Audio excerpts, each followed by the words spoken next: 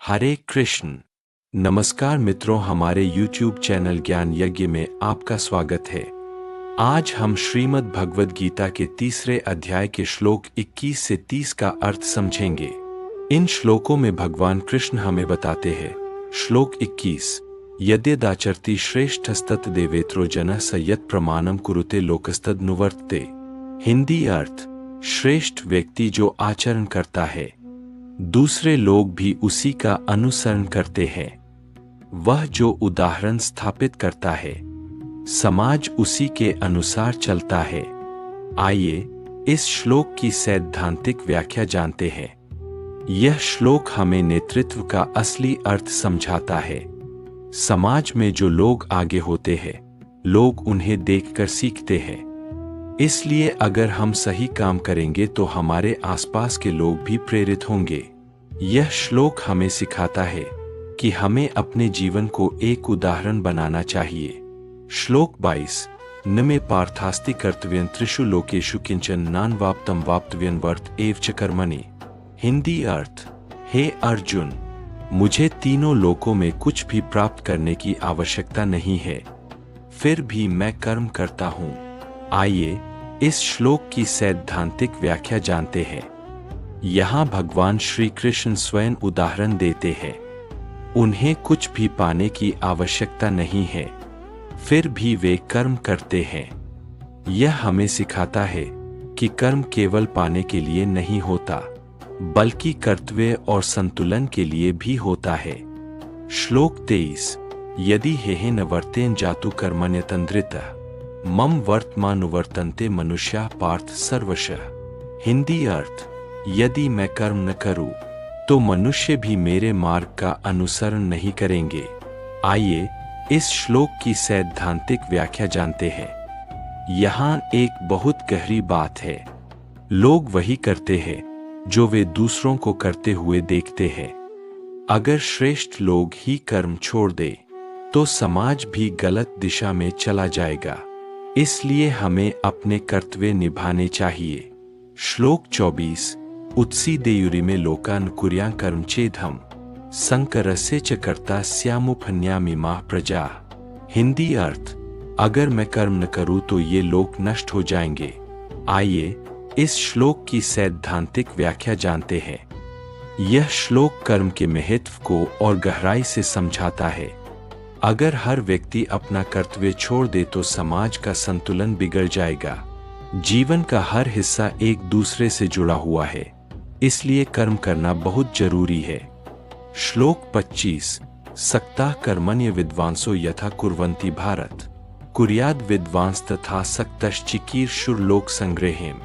हिंदी अर्थ, अज्ञानी लोग आसक्ति के साथ कर्म करते हैं, लेकिन ज्ञानी व्यक्ति बिना आसक्ति के कर्म करता है। आइए इस श्लोक की सैद्धांतिक व्याख्या जानते हैं। यहाँ दो प्रकार के लोगों का अंतर बताया गया है।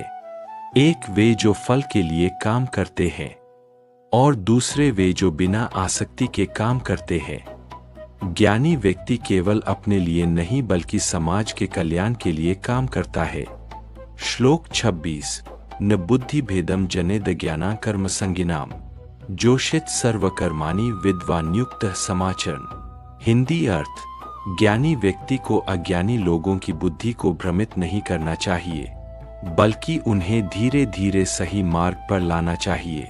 आइए इस श्लोक की सैद्धांतिक व्याख्या जानते हैं।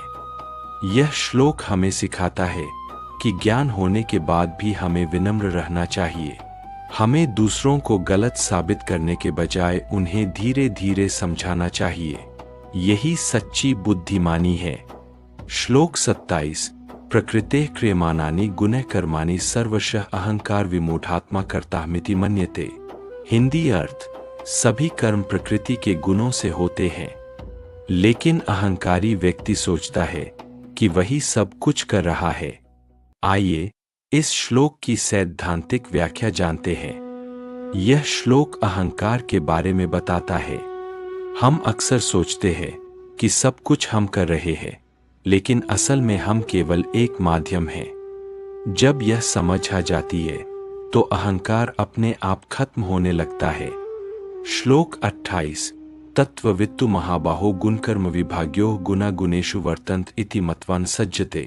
हिंदी अर्थ, जो व्यक्ति सत्य को जानता है वह समझता है कि गुण ही गुणों में कार्य कर रहे हैं, इसलिए वह आसक्त नहीं होता।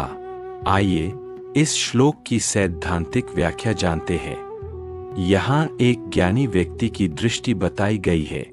वह समझता है कि सब कुछ प्रकृति के नियम से हो रहा है, इसलिए वह किसी भी कर्म से जुड़ता नहीं है और उसका मन शांत रहता है।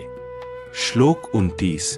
प्रकृतेर गुण सम्मूढ़ा सज्जन्ते गुण कर्मसु तान कृत्स्न विदो मंदान कृत्स्न विन विचालेत। हिंदी अर्थ, जो लोग प्रकृति के गुणों से मोहित है वे कर्मों में आसक्त हो जाते हैं। ज्ञानी व्यक्ति उन्हें विचलित नहीं करता। आइए इस श्लोक की सैद्धांतिक व्याख्या जानते हैं। यह श्लोक हमें धैर्य और समझ सिखाता है। हर व्यक्ति अपनी समझ के अनुसार जीता है, इसलिए हमें दूसरों को जबरदस्ती बदलने की कोशिश नहीं करनी चाहिए, बल्कि धीरे धीरे उन्हें सही दिशा दिखानी चाहिए। श्लोक 30। मयि सर्वाणि कर्माणि सन्न्यस्याध्यात्मचेतसा निराशीर निर्मो भूत्वा युध्यस विगतज्वरः। हिंदी अर्थ, सभी कर्म मुझे अर्पित करके आसक्ति और ममता छोड़कर बिना चिंता के अपना कर्तव्य करो। आइए इस श्लोक की सैद्धांतिक व्याख्या जानते हैं। यह श्लोक पूरे कर्मयोग का सार है। हमें अपने सारे कर्म एक उच्च शक्ति को समर्पित कर देने चाहिए। जब हम ऐसा करते हैं तो हमारे मन से डर और चिंता खत्म हो जाती है और हम पूरी शांति के साथ अपना कर्तव्य कर पाते हैं।